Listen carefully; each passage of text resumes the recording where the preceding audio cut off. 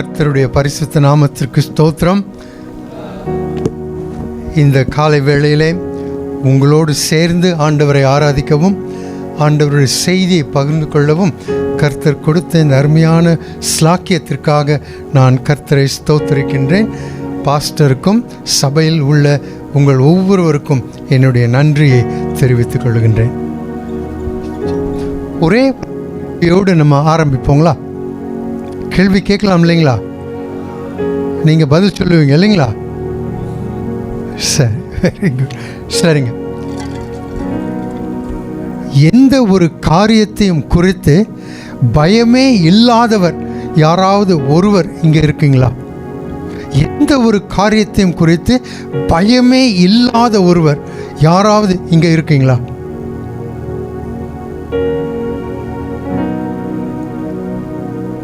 யாருமே இல்லைங்களா? ஒருத்தர் இருக்காங்க. பிறகு உங்களுடைய ரகசியம் என்னன்ட்டு தயவுசெய்து எனக்கு சொல்லுங்க. சரிங்க. பொதுவாக நம்ம எடுத்துக்கொள்வோம்னா, நீங்கள் யார்கிட்ட பேசினாலும் ஏதாவது ஒரு காரியத்தை குறித்து அவங்களுக்கு ஏதாவது ஒரு பயம் இருக்கும். ஆமாவா இல்லைங்களா? சரி, நீங்கள் இந்த காரியத்தை குறித்து சும்மா பயம் இல்லைங்க, உண்மையாகவே ஒரு பயம், அதாவது நம்மளை அப்படியே அழுத்தக்கூடிய விதமான ஒரு பயம். பொதுவாக எந்த காரியத்தை குறித்து இந்த மாதிரி பயம் இருக்கும் சொல்லுங்க? சாரிங்க, பாவம் செய்தால். அப்போ அது பாவம்னு தெரியாட்டி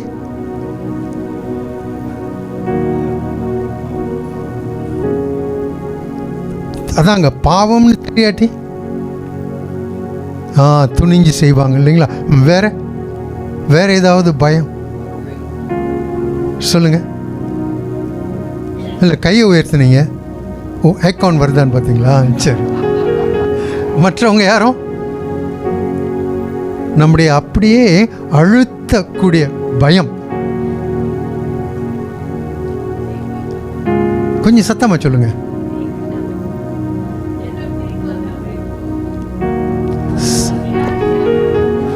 ஏதாவது வியாதி சீக்கு வந்துருச்சுன்னா ஓகே. நீங்கள் கொஞ்சம் ப்ராக்டிக்கலாக இருக்கீங்க. ஏன்னா இங்கே எத்தனை பேர் இருக்கீங்கன்ட்டு தெரியாது, ஆனால் நம்ம எல்லாருக்கும் ஏதாவது ஒரு காரியத்தை குறித்து ஏதாவது ஒரு பயம் இருக்கும். அது தப்புங்களா?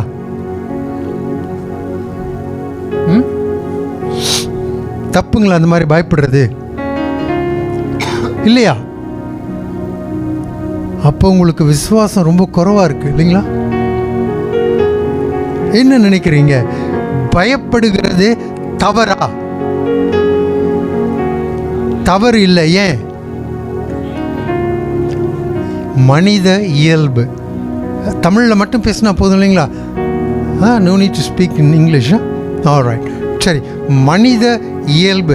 நம்ம மனுஷனாக இருக்கிறதுனாலே இயற்கையாகவே நமக்கு பயம் என்பது இருக்கும்.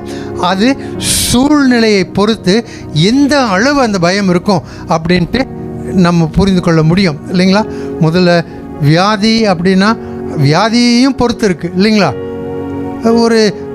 ஒரு காய்ச்சல் அப்படின்னா அப்படி பயந்துட போகிறது, ஏதாவது மருந்து போட்டால் நல்லாயிரும்.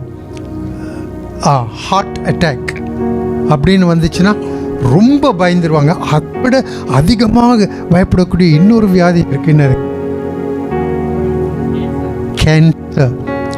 இப்படி பலவிதமான பயங்கள் நம்மை பல விதத்தில் இன்றைக்கு ஆட்டி படைத்து கொண்டிருக்கிறது. சிலர் அப்படியே பயத்தில் அமிழ்ந்து போய்விடுகிறார்கள்.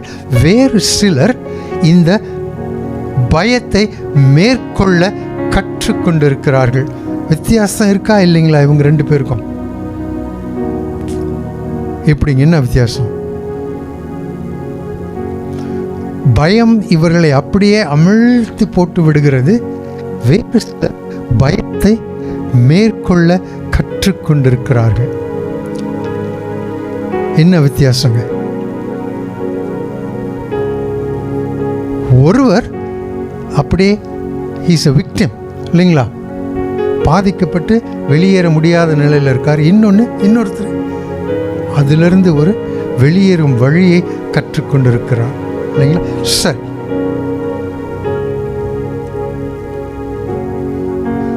can I have the first one? Okay, the next please. I have to see there, you know. Okay, சரிங்க.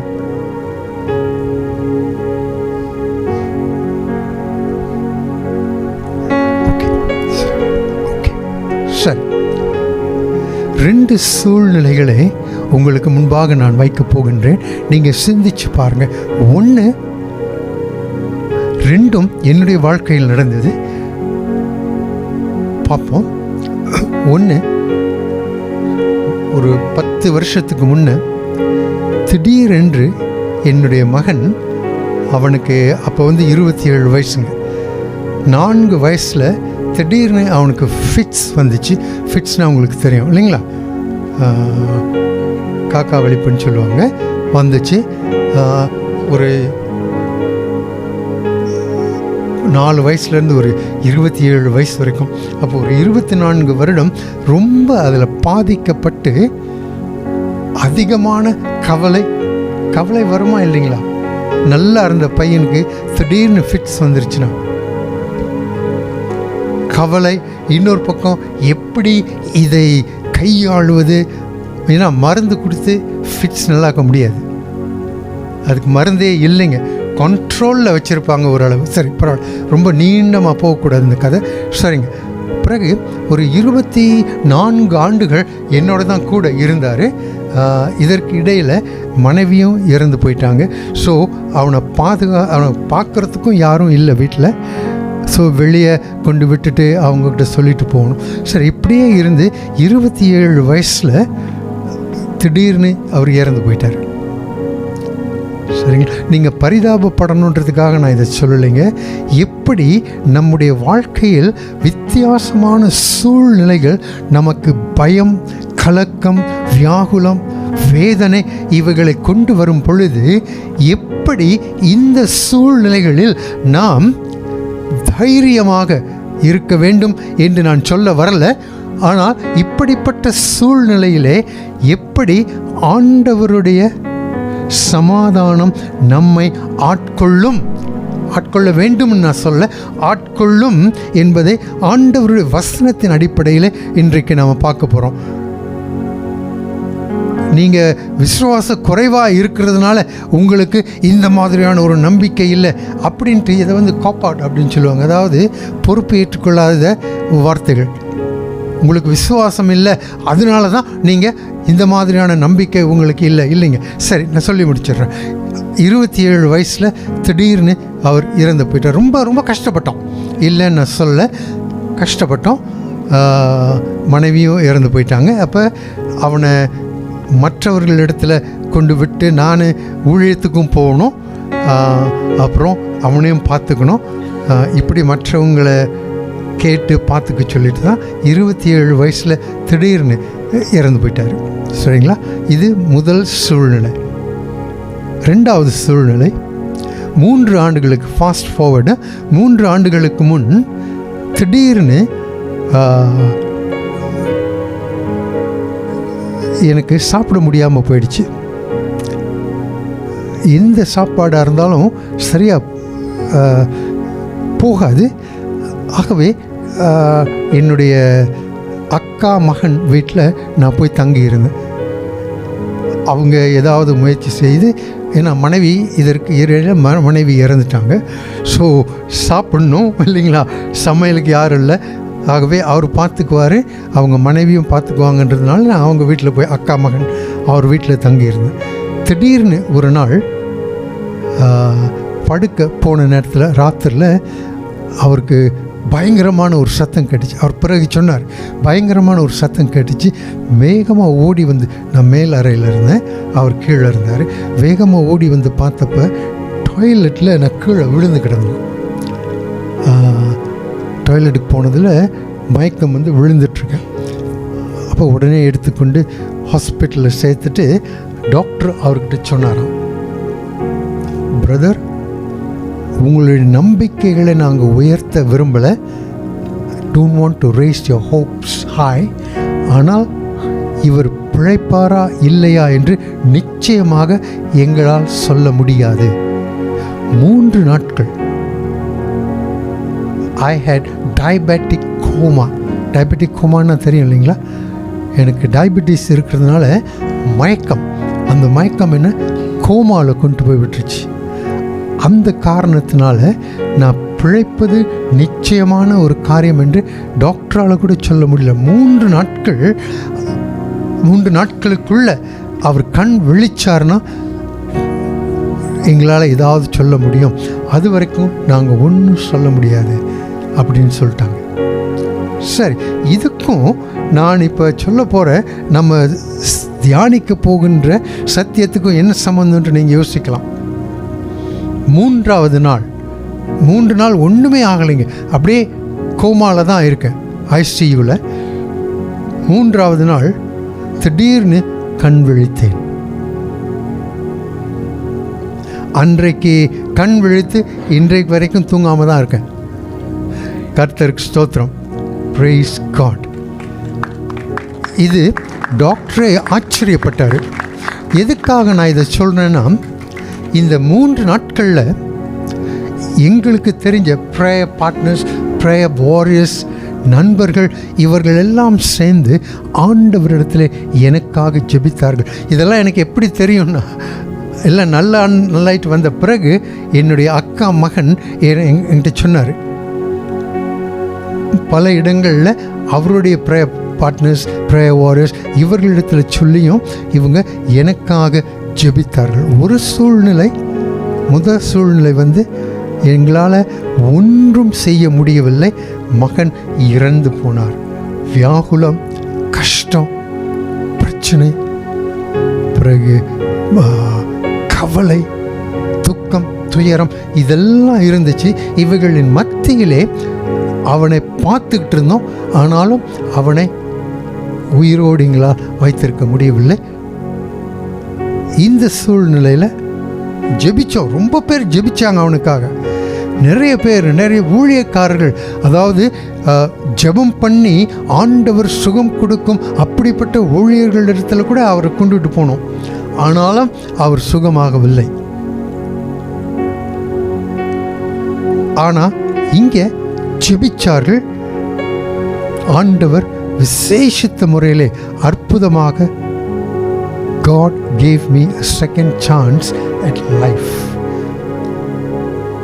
சரி, இந்த 2 சூழ்நிலைகளையும் நீங்கள் மனசில் வச்சுக்கிட்டு நம்ம அடுத்து பார்க்க போகிற சில காரியங்களின் அடிப்படையில் ஆண்டவர் எப்படி கிரியை செய்கிறார் என்பதை நம்ம பார்ப்போம். ஆண்டவருடைய வார்த்தையின் அடிப்படையில் இந்த சூழ்நிலைகளில் அவர் என்ன எப்படி கிரியை செய்தார் என்று நம்ம பார்ப்போம். சரிங்களா? ஓகே.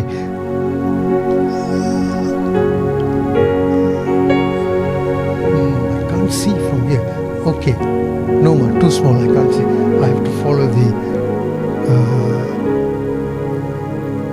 இங்கே இருக்கு. I can't see from here. Okay. சரிங்க.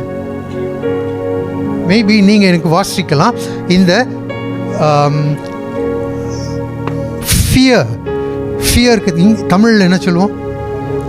பயம், அதோடு கூட இணைந்த அதோடு கூட சேர்ந்த அதே அர்த்தத்தை கொண்ட மற்ற வார்த்தைகள், உதாரணமாக afraid, பயம், அச்சம் அல்லது கவலை, அதே கவலை.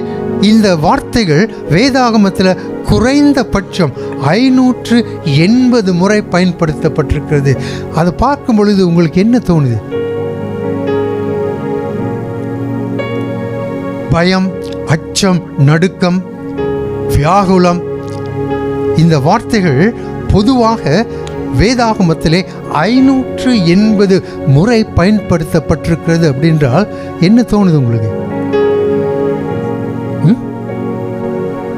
இது பொதுவாக தேவனுடைய பிள்ளைகள் கடந்து வரும் ஒரு காரியம். நான் பயப்படுறேன் அப்படின்னா என்னுடைய விசுவாசம் ரொம்ப குறைவாக இருக்குது அப்படின்ட்டு நம்ம தப்பு தப்பாக நினச்சிடக்கூடாதுங்க. ஏன்னா பயம் என்பது ஒவ்வொரு மனிதனுக்கும் உண்டாயிருக்கும் ஒரு காரியம். இயற்கையிலே நம்முடைய மனுஷீகத்தில் இந்த பயம் நமக்கு நிச்சயமாக இருக்கும். அது தொடர்ந்து இருந்துக்கிட்டே இருக்கும்னு நான் சொல்ல வரல, ஆனால் மனுஷீகத்திலே நமக்கு பயம் இருக்கும். ஸோ பயத்தை குறித்து நம்ம கவலைப்பட்டுக்கிட்டு இருக்கக்கூடாது, அல்லது குற்ற உணர்வை நமக்குள்ளாக வைத்து கொண்டிருக்கக்கூடாது. அப்படின்னா எனக்கு பயம் இருக்குன்னா எனக்கு விசுவாசம் இல்லை அப்படின்னு சொல்லி நம்மை நாமே குற்றப்படுத்தி கொண்டிருக்க வேண்டியது அவசியமே இல்லை. It's very important. ஏன்னா இதை சாத்தான் எடுத்து நம்மை என்ன செய்வான், இன்னும் அதிகமாக நம்மை அழுத்தி நம்மை எப்படியாவது அவன் முறியடிக்க பார்ப்பான். Satan can use fear to crush us. அதற்கு நாம் இடம் கொடுக்கவே கூடாது. சரிங்களா? ஓகே,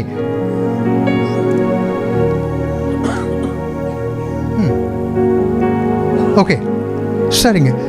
பயம் என்றால் என்ன? இன்றைக்கு நம்முடைய தியானத்தின் தலைப்பு என்ன தெரியுங்களா? என்னதுங்க?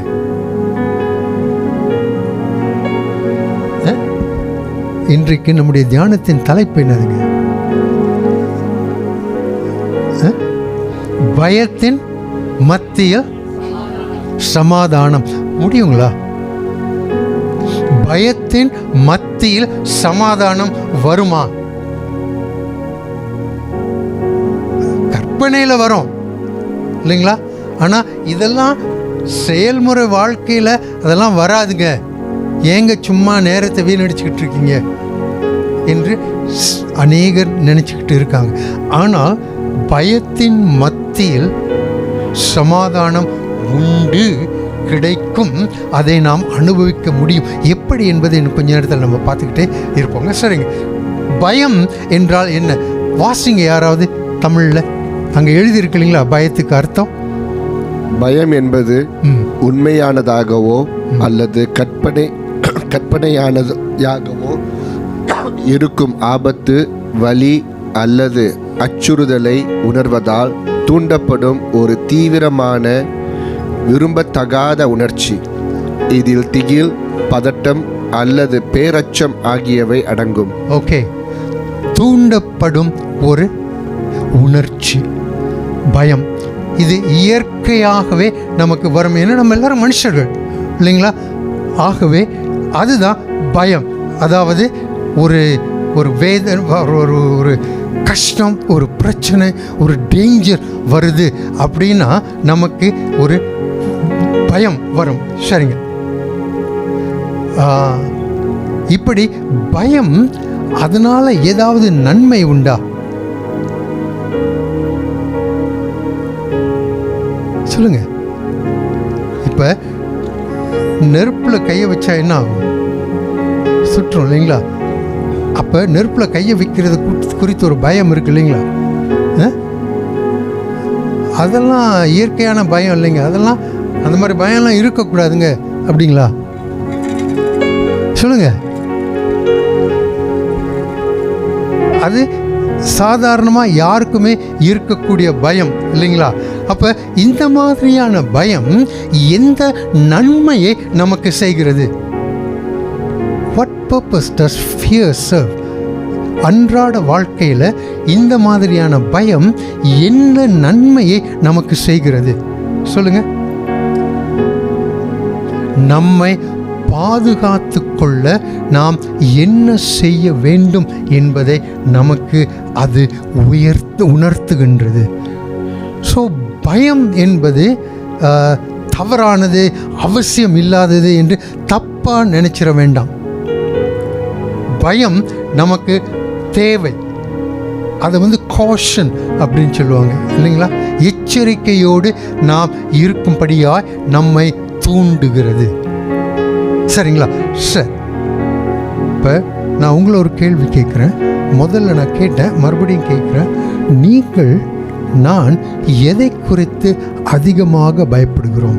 ஒருத்தர் முதல்ல சொன்னாங்க இல்லைங்களா? என்ன சொன்னாங்க? எதை குறித்து பயப்படுறாங்களா? வியாதியை குறித்து, வேற மரணத்தை குறித்து. இங்கே யாருக்காவது மரண பயம் இல்லைங்களா?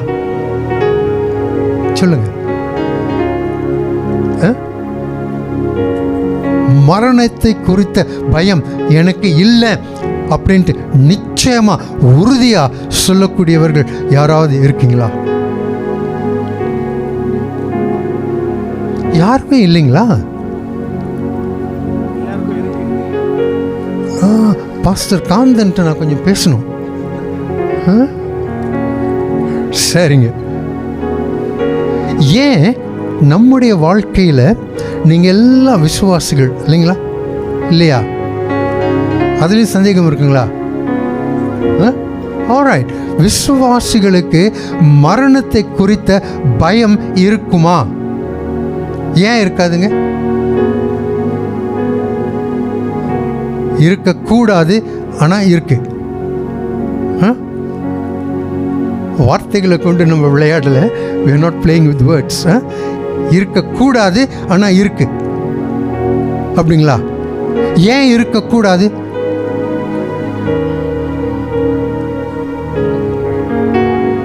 இயேசுவை நம்பினால் அந்த பயம் இருக்காதுங்களா? ஏன்?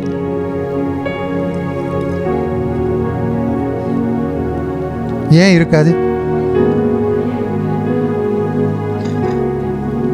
அவர் பார்த்துக்குவார். அப்போ உங்களுக்கு மரணம் வராமல் பார்த்துக்குவாருங்களா? ஓகே. இயேசுவுக்குள்ளாய் ஜீவிக்கிறவர்களுக்கு மரண பயம் நீக்கப்படும். ஏன்? அவர் மரணத்தை ஜெயித்தார் இல்லைங்களா? ஆகவே மரணம் என்பது நம்மை அப்படியே அழுத்தி, நம்மை நெருக்கி, பயத்துக்குள்ளாக நம்மை கட்டுப்படுத்தி கொண்டிருக்க முடியாது மரணத்தினால். ஏனென்றால் இயேசு கிறிஸ்து மரணத்தை மேற்கொண்டார். ஆகவே அவருக்குள்ளாக இருக்கிற நாமும் மரணத்தை ஜெயிக்க நமக்கு அவர் துணை செய்கிறார். ஆகவே தான் மரணத்தை குறித்த பயம், அதாவது நான் சாக போகிறேன் அப்படின்னு நினைக்கிறாங்க பார்த்தீங்களா, அந்த பயத்தை சொல்லலை. மரணம்தான் எனக்கு, மரணத்தை அடுத்து எனக்கு ஒன்றும் இல்லை, நான் செத்தன்னா முடிஞ்சு என்று சொல்லி மரணத்தை சாவ போகிறதையே நினச்சிக்கிட்டு இருக்காங்க பார்த்தீங்களா. அந்த மாதிரியான பயம் நமக்கு இருக்கக்கூடாது. கரெக்டாக சொன்னீங்க, இருக்கக்கூடாது. ஏனென்றால் நான் ரொம்ப தைரியசாலி அப்படிங்களா? என்னதான் பெரிய தைரியசாலியாக இருந்தாலும் மரணம் ஒரு நாள் நம்மை சந்திக்கவே சந்திக்கும். ஆனால் மரணத்தை இயேசு ஜெயித்ததினாலே, அவருக்குள் நான் ஜீவிக்கிறதுனாலே எனக்கு மரணத்தின் மீது வெற்றி உண்டு இல்லைங்களா? இது ஐயோ நீங்கள் சொல்கிறது நல்லா தான் இருக்குது கேட்குறதுக்கு, அப்படி இருந்தால் எவ்வளோ நல்லா இருக்கும் என்ற ஒரு ஏக்கம் அல்ல. ஏக்கத்தின் அடிப்படையில் நம்முடைய வாழ்க்கையை நாம் கட்டி கொண்டிருப்போமானால் நம்மை விட மோசமான ஒருவர் இந்த உலகத்தில் இருக்கவே முடியாது.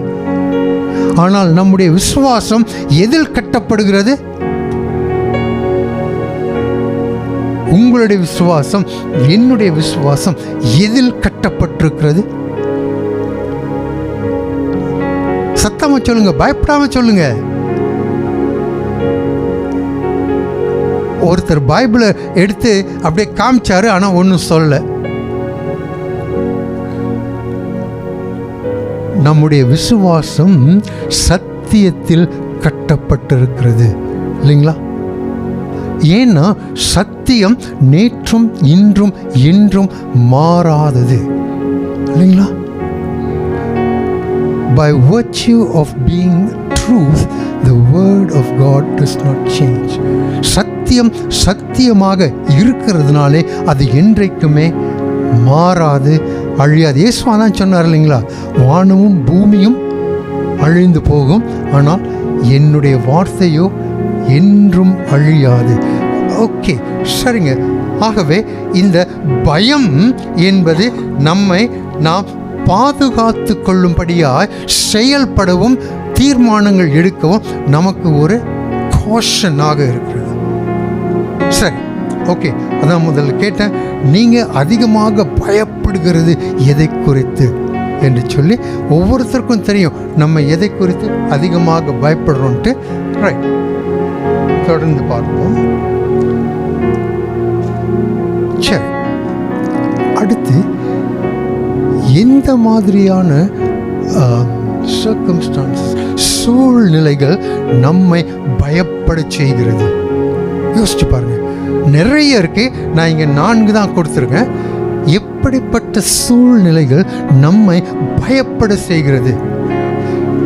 பயம் என்றால் நடுங்கிக்கிட்டு எந்திரிச்சு போகாமல் இருக்கிறது மட்டுமல்ல, வியாகுலம், கவலை, பிரச்சனை, இப்படிப்பட்ட சூழ்நிலைகள் நம்மை பயப்பட செய்யும். ஆகவே முதலாவதாக எப்படிப்பட்ட சூழ்நிலை நம்மை பயத்திற்குள் கொண்டு போகும் என்றால், நம்மால் ஒரு சூழ்நிலையை கட்டுப்படுத்தாத நிலையில் நாம் இருக்கும் பொழுது, ஒரு சூழ்நிலைக்குள் இருக்கிறோம், அந்த சூழ்நிலையை நாம் கட்டுப்படுத்த முடியாமல் போய்விடுகிறதே என்று நினைக்கும் பொழுது, உணரும் பொழுது என்ன வருங்க? பயம் வரும். கண்டிப்பாக பயம் வருமா இல்லைங்களா? ஏன் சொல்லுங்க. என்ன ஒரு பிரசங்கம் பண்ண நம்மகிட்ட பேசாமல் பேசிக்கிட்டு இருக்க முடியாது. பேசிட்டு ஒரு பாட்டு போய்கிட்டு இருக்க வேண்டியது தானே. இவர் என்ன கேள்விகள் நிறைய கேட்டுக்கிட்டு இருக்காரு அப்படின்னு நினச்சிடாதீங்க. ஏன்னா நீங்களும் கொஞ்சம் இன்ட்ராக்ட் பண்ணணும், சொல்கிறதை குறித்து நீங்களும் கொஞ்சம் சிந்திக்கணும். ஆகவே ஏன் நாம் பயப்படுறோம்? சூழ்நிலையை நம்முடைய கட்டுப்பாட்டுக்குள் வைத்திருக்க முடியாது என்று உணரும் பொழுது நம்ம பயப்படுறோம். இப்போ உதாரணமாக மத்தேயு 14ஆம் அதிகாரம் 29 to 30 வரைக்கும் என்ன நடக்குதுங்க அந்த சூழ்நிலையில்? டக்குன்னு சொல்லுங்க, இல்லாட்டி டைம் ரொம்ப ஓடிடும். என்ன நடக்குதுங்க? பேதுரு என்ன செய்கிறாரு? ஆமாங்க, கடலின் மேல் நடந்து வருகிறார். அப்புறம் என்ன நடக்குது? திடீர்னு மூழ்க ஆரம்பிக்கிறார். ஏன் மூழ்க ஆரம்பிக்கிறார்? பயந்து போனார். பயம் ஏன் ஏற்பட்டது? அவர் சுற்றிலும் இருந்த கடலையும் புயலையும் கடல்ல வர அலையையும் பார்த்தார். ஆகவே அதை தன்னுடைய கட்டுப்பாட்டுக்குள் அவரால் வைத்திருக்க முடியவில்லை என்பதனாலே அவர் மூழ்க ஆரம்பித்தார். ஆனால் அதுக்கு முன்ன தண்ணீரில் நடந்தாரா இல்லைங்களா? எப்படி நடந்தார்? அவருடைய ஃபோக்கஸ் யார் மேல் இருந்தது? ஆண்டவராகிய இயேசு கிறிஸ்துவின் மேல் இருந்தது. எதுவரைக்கும் அவருடைய ஃபோக்கஸ்னா வெறும் பார்வை மட்டும் இல்லைங்க, நம்பிக்கை, உறுதி, ஒரு திட்டமான ஒரு ஒரு ஒரு பார்வை, அவரை ஏற்றுக்கொண்ட ஒரு நிலை, அவரை பின்பற்றுகின்ற ஒரு எண்ணம், அனுபவம், இதெல்லாம் பேதுருக்குள் இருக்கும் வரை அவர் தண்ணீரின் மேல் நடந்தார். ஆனால் எப்பொழுது சூழ்நிலை தன்னுடைய கட்டுப்பாட்டை மீறிவிட்டது என்று அவர் உணர்ந்தாரோ அப்பொழுது மூழ்க ஆரம்பித்தார். அப்பொழுது தாங்க பயம் வரும். உங்களுடைய சொந்த வாழ்க்கையை, என்னுடைய சொந்த வாழ்க்கையை நினச்சி பார்ப்போம். இப்போ பிள்ளைகளையே எடுத்துக்கங்களேன். நம்முடைய பிள்ளைகள் நம்ம எவ்வளவுதான் சொன்னாலும் சில பிள்ளைகள் கேட்கவே மாட்டாங்க. மேபி டியூஎம்சி தமிழ் காங்கிரிகேஷனில் அந்த மாதிரி பிள்ளைகள் இல்லை போல இருக்கு, எனக்கு தெரியாது. ஆனால் எனக்கு தெரிஞ்ச பிள்ளைகள், நான் அப்படிப்பட்ட பிள்ளைகள்கிட்ட பேசியிருக்கேன். ஏன்னா பெற்றோர் ரொம்ப வேதனையோட, பயம் பாருங்கள், வேதனை, பயத்தினால என்னுடைய பிள்ளைகள் என்ன ஆயிருமோ என்ற ஒரு பயம், வேதனை வந்து சொல்லுவாங்க. நான் என்னென்னமோ சொல்லி பார்க்குறேங்க, இந்த பிள்ளை கேட்கவே மாட்டேங்குது, என்ன ஆயிரும்ட்டு தெரியல. பயம். பிள்ளைகளின் வருங்காலத்தை குறித்து மட்டுமல்ல, இப்பொழுது அவர்கள் இருக்கும் சூழ்நிலையை குறித்தும் ஒரு பயம். அது மட்டும் இல்லைங்க, கணவன் மனைவி சூழ்நிலையில் கூட, ஐயோ என் வீட்டுக்காரருங்களா என்னதான் சொன்னாலும் கேட்க மாட்டேன்றாரு. வேதனை, பயம். ஏன்னா அவங்க அந்த சூழ்நிலையை தங்களால் கையாள முடியவில்லை. ஆகவே பயம் ஏற்படுகிறது. எப்பொழுது ஒரு சூழ்நிலையை தங்களால் கண்ட்ரோல் பண்ண முடியலையோ அப்பொழுது பயம் ஏற்படும். நம்முடைய வாழ்க்கையில் எந்தெந்த சூழ்நிலையாக இருந்தாலும் யோசிச்சு பாருங்கள், நான் ஏன் பயப்படுகிறேன் ஒரு சூழ்நிலையை கண்டு? அடிப்படை காரணம், அந்த சூழ்நிலையை என்னால் கட்டுப்படுத்த முடியவில்லை. அப்போ வேறு வழியே இல்லைங்களா? இன்னும் கொஞ்ச நேரத்தில் என்ன செய்கிறது என்று நம்ம பார்ப்போம். ரெண்டாவது காரணம் அல்லது ரெண்டாவது சூழ்நிலை, நம்முடைய அன்றாட தேவைகள் சந்திக்கப்படுமோ இல்லையோ என்ற காரணத்தினால் வரும் பயம். Will my needs, daily needs be met? ஆண்டவர் இதை தெளிவாக நமக்கு உணர்த்துறார் இல்லைங்களா? மத்தேயு 6ஆம் அதிகாரம் 25 33 வரைக்கும் அங்கே என்ன சொல்லப்பட்டிருக்கிறது? என்ன உடுத்துவோம், என்ன சாப்பிடுவோம் என்று சொல்லி நீங்கள் அதை குறித்து கவலைப்பட வேண்டாம். கவலைனா என்னதுங்க? கிடைக்குமா இல்லையா, நான் என்ன செய்வேன், இல்லாமல் போயிடுச்சுன்னா அது ஒரு விதமான பயம். அதை குறித்து நீங்கள் பயப்பட வேண்டாம் என்று ஆண்டவர் உணர்த்துகின்றார். அந்த பகுதியில் பார்த்தீங்கன்னா இயேசு கிறிஸ்து பேசும் பொழுது இந்த கவலைப்படுகிறது, வரி அப்படின்ற வார்த்தையை 6 முறை பயன்படுத்துகிறார். அப்படின்றால் நம்முடைய வாழ்க்கையில் இங்கே நம்ம உட்கார்ந்துருக்கோம், நம்ம எல்லாருக்குமே இது ஒரு பிரச்சனையாக இருக்காதுன்ட்டு நான் நம்புகிறேன் இல்லைங்களா? அடுத்து நான் என்ன சாப்பிட போகிறேன் அப்படின்ற பயம், கவலை யாருக்காவது இருக்குங்களா? ஆனால் நம்மை சுற்றிலும் இந்த மாதிரியான ஒரு பயத்தை கொண்டவர்கள் நிறைய பேர் இருக்கிறாங்க.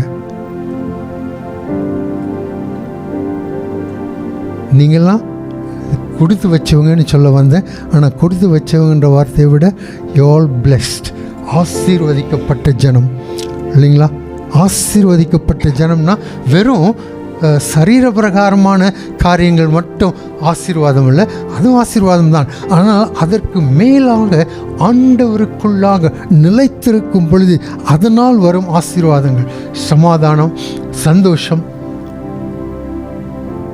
இப்படிப்பட்ட ஆசீர்வாதங்கள் நம்மோடு இருக்கிறதுனால நாம் ஆசீர்வதிக்கப்பட்டவர்கள். ஆனால் இங்கே பார்த்தீங்கன்னா என்னுடைய தேவைகள் என்று சொல்லும் பொழுது இன்றைக்கு மட்டும் இல்லைங்க, இன்னும் 10 வருஷத்தில் ஒரு வீடு வாங்கலான்ட்டு இருக்கேன், என்னால் வீடு வாங்க முடியாதா, அதை குறித்த ஒரு பயம். நான் என் பிள்ளைங்களுக்கு கல்யாணம் நடக்குமா இல்லையான்ட்டு ஒரு பயம். இந்த நாட்களில் நிறைய பெற்றோருக்கு இந்த ஒரு பயம் இருக்குது. அதுவும் பெண் பிள்ளைகள் இருக்கிற குடும்பத்தில் இது பெரிய ஒரு பயம்ன்றதை விட பெரிய என்னதுங்க, கவலை. ஏன்? நம்ம என்ன நினைக்கிறோம்? கிறிஸ்துவுக்குள்ளாக முழுமையான ஒரு வாழ்க்கை வாழ்வது நாம் திருமணம் செய்தால்தான் அது முழுமை பெறும் என்ற ஒரு நம்பிக்கை. Life is lived to its fullness only when we get married. அதாவது திருமணம் ஆனால் மட்டும்தான் ஒருவர் பூரணமான வாழ்க்கை வாழ முடியும் என்ற ஒரு நம்பிக்கை. ஆனால் திருமணம் செய்தால் மட்டும்தான் ஒருத்தர் பூரணமான வாழ்க்கை வாழ முடியுங்களா? யோசிச்சு பாருங்க. அப்போ திருமணம் ஆகாதவர்கள் இன்றைக்கு நிறைய பேர் இருக்காங்களா இல்லைங்களா? திருமணம் ஆகாதவர்கள்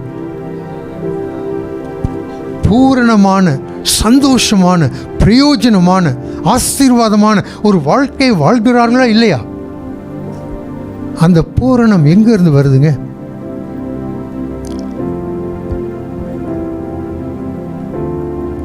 எங்கிருந்து வருதுங்க? எஸ், சத்தியம் கிறிஸ்துவுக்குள்ளாக அவர்கள் இருக்கிறதுனால அந்த பூரணத்தை ஆண்டவர் அவர்களுக்கு கொடுக்கின்றார். ஸோ நம்முடைய பிள்ளைகளுக்கு நீ எப்படியாவது கல்யாணம் பண்ணி தான் ஆகணும், நீ கல்யாணம் பண்ணாட்டி, அதுவும் நம்ம சமுதாயத்தில் கல்யாணம் ஆகாட்டி திரும்ப திரும்ப கேட்டுக்கிட்டே இருப்பாங்க, என்னங்க உங்கள் பிள்ளைக்கு இன்னும் கல்யாணம் ஆகலையா, ஏன் உங்கள் பிள்ளைக்கு இன்னும் கல்யாணம் ஆகலை, அதுவும் பெண் பிள்ளையாக இருந்தால் இன்னும் ரொம்ப கஷ்டம், ஏன் இன்னும் கல்யாணம் ஆகலை அப்படின்னா என்னங்க அந்த கேள்வியில் என்ன அடங்கி இருக்கு சொல்லுங்கள்? நம்முடைய கலாச்சாரங்க. உங்கள் பிள்ளைக்கு ஏன் இன்னும் கல்யாணம் ஆகலை அப்படின்னா அந்த கேள்வியில் என்ன அடங்கி இருக்கு சொல்லுங்கள்? இந்த மாதிரியான கேள்வியை காதால் கேட்டவங்க சொல்லுங்கள். ஆணாக இருந்தாலும் சரி, பெண்ணாக இருந்தாலும் சரி சொல்லுங்கள். தாய் தகப்பன் நிறைய பேர் இருக்கிறீங்க. அந்த கேள்வியில் என்ன அடங்கி இருக்கு? ஏதோ ஒரு குறை இருக்கிறது. திருமணம் ஆனால் அந்த குறை இல்லை அப்படின்ட்டு நினச்சிடுறாங்க. இப்படி நமக்கு எத்தனையோ தேவைகளை ஆண்டவர் சந்திப்பாரா என்று ஒரு பயம் நம்மை அப்படியே அழுத்தி கொண்டு இருக்கிறது. சரிங்களா? அடுத்து மூன்றாவது, நம்மை பயத்திற்குள் கொண்டு செல்லும் ஒரு காரியம் பாடு அனுபவிப்பது. பாடு அனுபவிப்பது.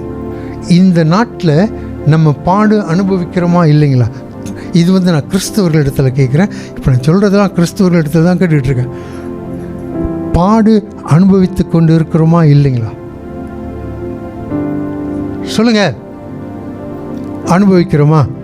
எங்கே நம்மள எத்தனை பேர் சிறைக்கு போயிருக்கிறோம் நம்ம விசுவாசத்தின் காரணமாக?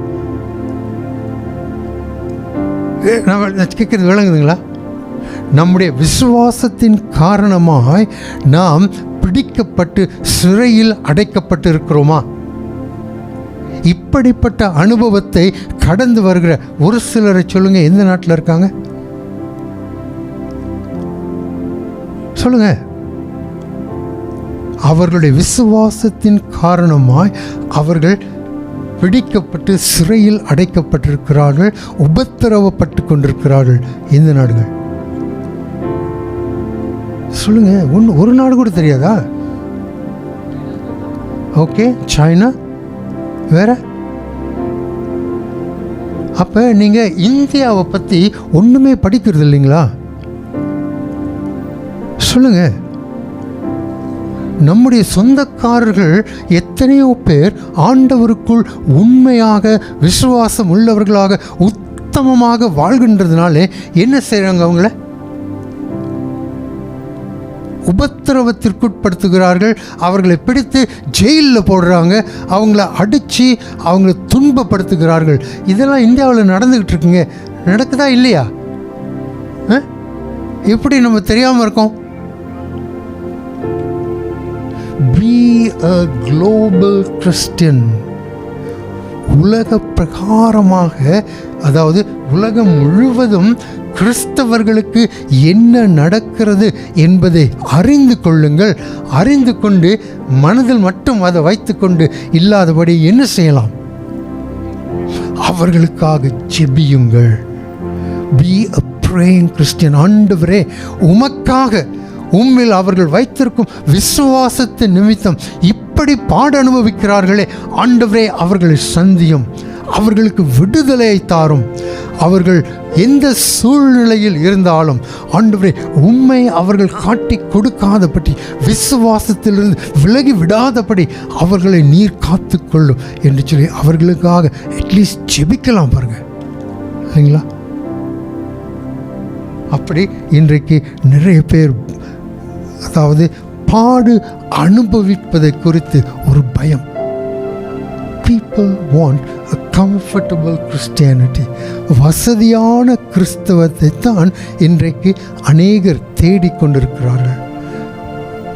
அப்படிதான் சிலர் அந்த ஜனங்களுக்கு சொல்லிட்டு இருக்காங்க, நீங்கள் கிறிஸ்துவுக்குள்ளே வந்துட்டீங்கன்னா உங்களுக்கு எந்த ஒரு பிரச்சனையும் வராதுங்க. உண்மைங்களா? சொல்லுங்க. அப்படி யாரும் உங்ககிட்ட சொன்னாங்கன்னா அதை உடனடியாகவே மறுத்து அதை ஏற்றுக்கொள்ளாதீங்க. ஏன்னா ஆண்டவர் என்ன சொன்னார்? இந்த உலகத்தில் உங்களுக்கு உபத்திரவம்னா என்னதுங்க?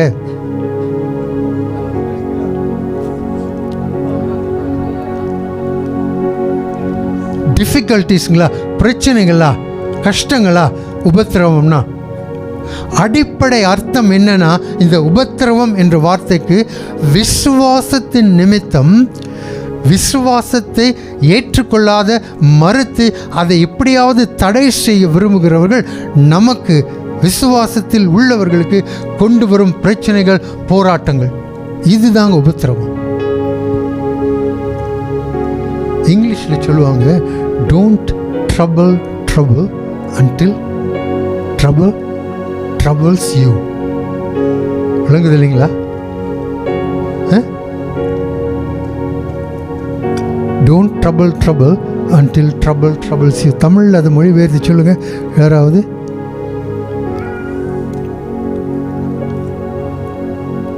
பிரச்சனையை விலை கொடுத்து வாங்காதீங்க. ஏன்? ஆனால் உபத்திரவம் அது கிடையாது. உங்களுடைய விசுவாசத்தின் நிமித்தம்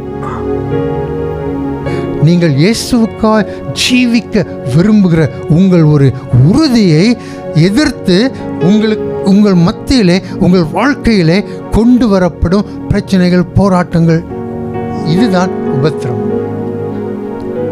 ஸோ உபத்திரவம் இந்த உலகத்தில் இருக்கும். ஆனால் இயேசு என்ன சொன்னாருங்க? திடன் கொள்ளுங்கள். ஏன்?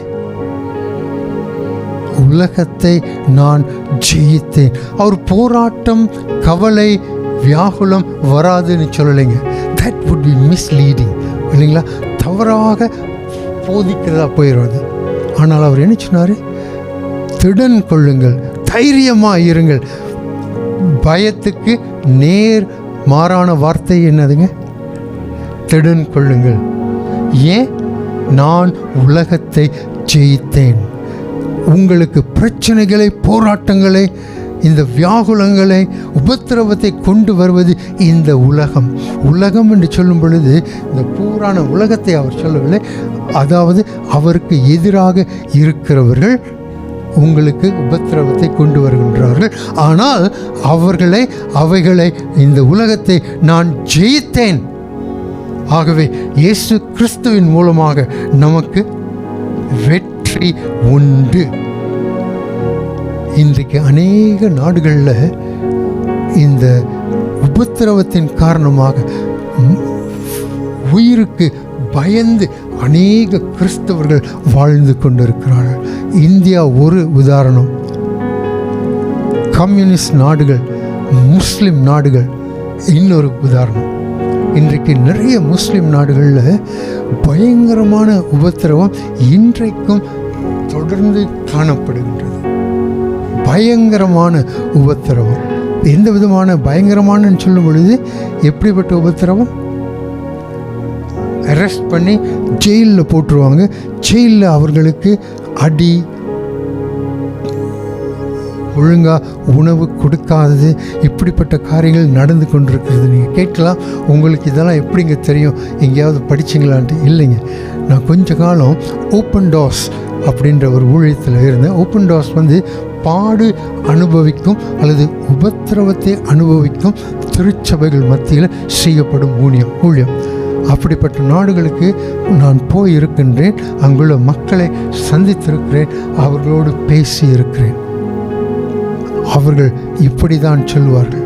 ஆனால் அவர்கள் பேசும் பொழுது ஒரு நிச்சயத்தை நம்மால் உணர்ந்து கொள்ள முடியும். என்ன சொல்லுவாங்க தெரியுங்களா? ஒரு பாஸ்டர் என்கிட்ட சொன்னார்.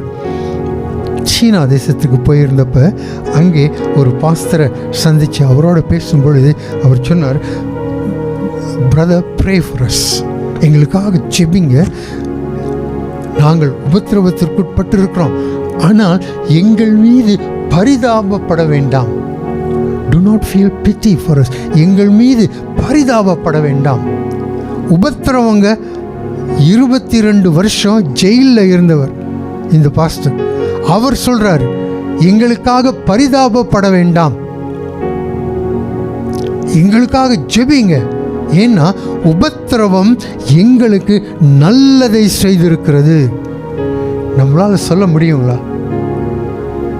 நம்ம கொஞ்சம் கஷ்டம் வந்தாலே கிறிஸ்தவர்களாக இருக்கிறதுனால நீங்கள் அல்லான்ற வார்த்தையை பயன்படுத்தக்கூடாது,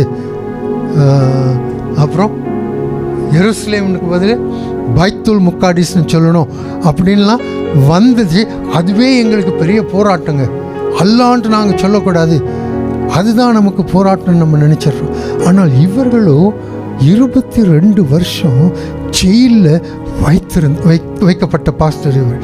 எங்களுக்காக பரிதாபப்படாதீர்கள், எங்களுக்காக ஜெபியுங்கள், ஏனென்றால் உபத்திரவம் எங்கள் சபைக்கு நன்மையை செய்திருக்கிறது. எப்படி சபை வளர்ந்து வருகிறது. ஹல்லேலூயா சொல்வீங்கன்னு நினைச்சேன்.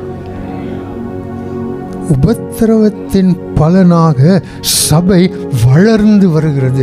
நம்ம பொதுவாக என்ன நினைச்சிடறோம், உபத்திரவம் காணப்படும் இடத்துல சபை அப்படியே மூழ்கி போய்விடும், அமிழ்ந்து போய்விடும் என்று நாம் நினைத்து விடுகிறோம். ஆனால் உபத்திரவத்தை கடந்து வரும் கிறிஸ்தவர்கள் இன்றைக்கு உலகம் முழுவதிலும் என்ன சொல்கிறார்கள், உபத்திரவம் எங்களை இன்னும் அதிகமாக உயர்ப்பிக்கிறது, கிறிஸ்துவுக்குள்ளாய் எங்களை பலப்படுத்துகிறது, நாங்கள் வளர்ந்து வருகின்றோம். ஆண்டவர் உபத்திரவத்தையும் கூட தமக்கு மகிமையாக விசுவாசிகளுக்கு ஆசீர்வாதமாக மாற்றி அமைத்து வழி நடத்தி வருகிறார். 4வது, எதை குறித்து பயம்? ஃபியூச்சர், என்னுடைய வருங்காலம் எப்படி இருக்குமோ. அதுவும் இந்த நாட்டில் அதை நம்ம ரொம்ப அதை பற்றி கவலைப்படுறோம் இல்லைங்களா. நான் மலேசியாவில் இருக்கேன், உண்மைதான். ஆனால் இந்த மலேசியாவில் இப்போ ஒரு கவர்மெண்ட் ஆஃபீஸ்க்கு போங்க. அந்த ஆஃபீஸில் 100 பேர் வேலை செய்கிறாங்கன்னா எத்தனை பேர் அந்த ஆஃபீஸில் முஸ்லிம்ஸ் மலேஸ் ஆகிருப்பாங்க சொல்லுங்கள்?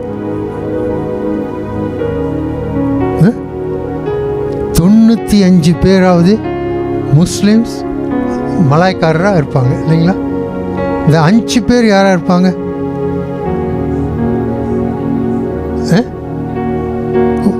2 பேர் இந்தியன்ஸாக இருக்கலாம், 3 பேர் சைனீஸாக இருக்கலாம். இப்படிப்பட்ட சூழ்நிலையில் என்னுடைய வருங்காலம் என்னங்க, என்னுடைய பிள்ளைகளுடைய வருங்காலம் எப்படி என்ற ஒரு பயம் நமக்கு எப்பொழுதும் இருந்து கொண்டே இருக்கிறது. நான் என்னோட பிள்ளைங்ககிட்டையும் சொல்லியிருக்கேன், இதுதான்ப்பா உண்மையான சூழ்நிலை. This is the reality in this country. இந்த சூழ்நிலை மாற வேண்டும் என்று நம்ம நினைக்கலாம். ஆனால் இந்த நாட்டில் நம்ம நல்ல விதமாக வாழ வேண்டும். ஆண்டவர் நம்மளை இங்கே வச்சிருக்காரு, காரணத்தோடு வச்சிருக்காரு. இப்போ நாம் நல்லா வாழ வேண்டும் என்றால் மற்றவர்கள் நம்முடைய வேலைகளையெல்லாம் அவங்க பறிச்சுக்கிறாங்க அப்படின்ட்டு நினைக்கும் இடத்துல நாம் என்ன செய்ய வேண்டும்? என்ன செய்யணுங்க? What is our response to this challenge? இந்த விதமான நம்முடைய வருங்காலத்தை குறித்து நமக்கு இருக்கும் இந்த பயத்தில் நம்முடைய மறுமொழி என்னதுங்க? ஜெபம் ஒன்று. ப்ராக்டிக்கலாக நம்ம என்ன செய்ய முடியும் சொல்லுங்க?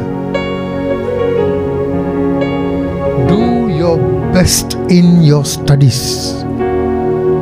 உங்களுடைய கல்வியில் நீங்கள் சிறந்த மாணவனாக காணப்பட வேண்டும். ஐயா, எல்லாரும் 10 A's வாங்க முடியாதுங்க, நான் இல்லைன்னு சொல்லலை. ஆனால் நீங்கள் என்ன படிக்கிறீங்களோ, எதை படிக்கிறீங்களோ அங்கே நீங்கள் சிறந்த மாணவனாக, கல்வியில் மட்டுமல்ல உங்களுடைய வாழ்க்கையிலும் சிறந்த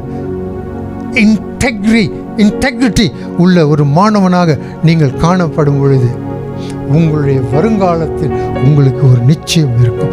எந்த சூழ்நிலையாக இருந்தாலும் என்னை காக்கும், என்னை அழைத்த, என்னை வழிநடத்தும் ஆண்டவர் என்னை நிச்சயமாகவே கைவிட மாட்டார்.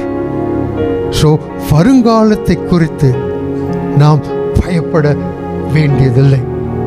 சரிங்களா? ஆல்ரைட், அடுத்து பார்ப்போம். சரி, இன்னும் 2-3 காரியங்களை சொல்லி நான் முடிச்சிடுறேங்க. இவ்வளோ நேரம் பயத்தை பார்த்தோம். இந்த பயம் நம்முடைய வாழ்க்கையில் இருக்கும் என்றால் இது நம்முடைய வாழ்க்கையில் என்ன செய்யுது? ஒரு பக்கம் பார்த்தோம், நம்ம ஜாக்கிரதையாக இருக்கும்படி நமக்கு ஒரு காஷனாக காணப்படுகிறது. அதே சமயத்தில் இந்த பயம் சரியான முறையில் கையாளப்படாவிட்டால் என்ன நடக்கும் தெரியுங்களா? நல்லா பார்த்தீங்கன்னா அந்த இதில் முதலாவது என்ன எழுதியிருக்குங்க, வாசிச்சிருங்க யாராவது அங்கே எழுதியிருக்கிறது. ஓகே, மேலே பயம், தலைப்பு என்னதுங்க? ஓகே, நம் வாழ்க்கையில் பயம் என்ன செய்கிறது?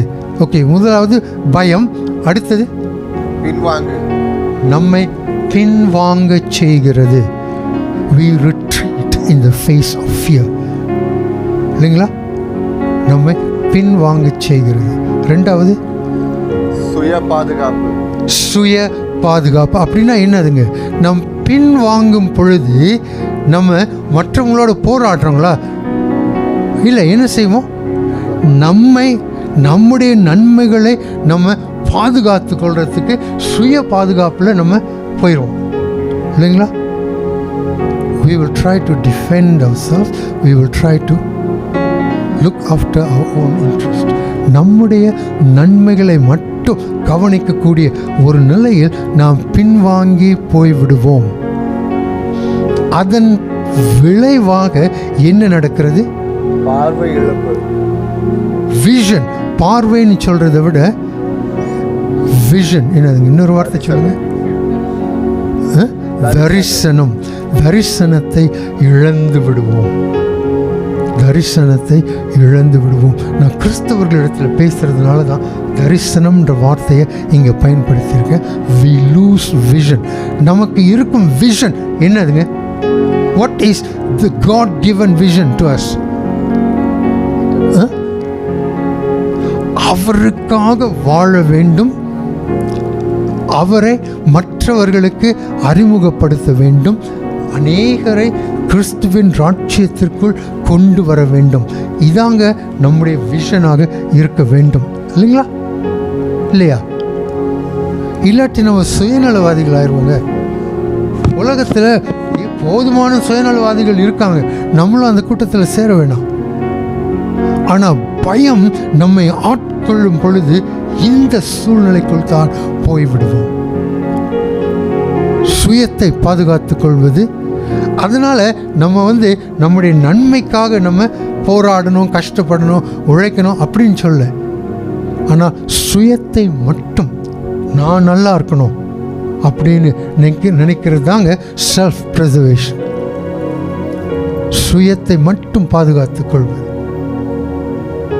அடுத்து இந்த சுயத்தை மட்டும் பாதுகாத்துக் கொள்ளும் ஒரு நிலைக்கு நம்ம வந்துட்டோமா, ஆண்டவர் நமக்கு கொடுத்திருக்கும் அந்த விஷன், அந்த தரிசனத்தை இழந்து விடுவோம்.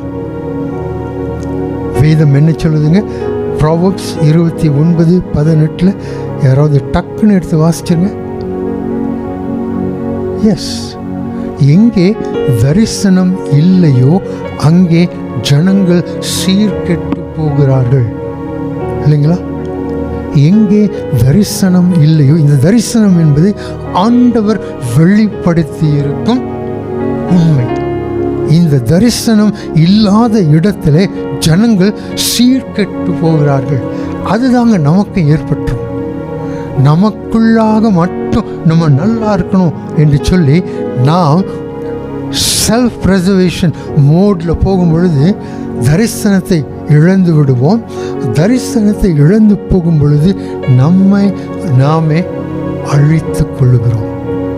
பயம் எங்கே கொண்டு விடுது பார்த்தீங்களா? பயம் நம்மை அழித்து விடும். இதை நம்ம மறந்துடவே கூடாது. பயம் நம்மை அழித்து விடும். ஆனால் ஆண்டவர் என்ன சொல்லுகிறார்? சரிங்களா? அப்ப பயம் வரும் பொழுது நாம் என்ன செய்ய வேண்டும்? இந்த பயத்தின் மத்தியில் சமாதானம் என்பது உண்டா? சமாதானம் என்பது உண்டா? யோவான் 16:33 யாராவது ஒருத்தர் வாசிச்சுங்க. 4 காரியங்களை பார்த்து நான் முடித்து விடுகின்றேன். வாசிங்க தயவுசெய்து. யோவான் 16:33 எடுத்துட்டீங்களா? என்னிடத்தில் உங்களுக்கு சமாதானம் உண்டாயிருக்கும் பொருட்டு இவைகளை உங்களுக்கு சொன்னேன். உலகத்தில் உங்களுக்கு உபத்திரவம் உண்டு, ஆனாலும் திடன் கொள்ளுங்கள், நான் உலகத்தை ஜெயித்தேன் என்றார். நல்லா கவனிச்சிங்களா? 2 வார்த்தைகள், முக்கியமான வார்த்தைகள். உங்களுக்கு எதை விட்டு சொல்லுகிறேன்? சமாதானம். இந்த சூழ்நிலையில் உபத்திரவத்தின் மத்தியிலே என்னுடைய சமாதானம், ஆண்டவருடைய சமாதானம் எப்படிப்பட்டது?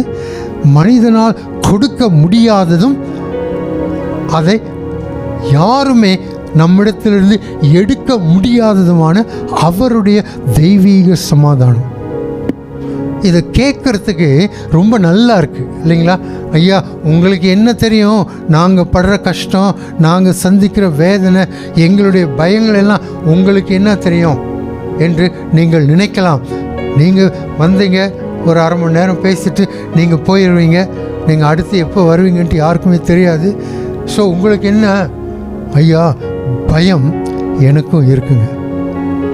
நான் எனக்கு பயம் இல்லைன்னு சொன்னேன்னா அது பொய் ஆயிரும் இல்லைங்களா? பொய் ஆயிரும். பயம் இருக்கிறது. ஆனால் இயேசுவினுடைய வாக்கு தத்தம் என்னதுங்க? நான் என்னுடைய சமாதானத்தை இந்த பயத்தின் நடுவில் உங்களிடத்தில் விட்டு செல்லுகின்றேன். ஆகவே இந்த சமாதானம் என்பது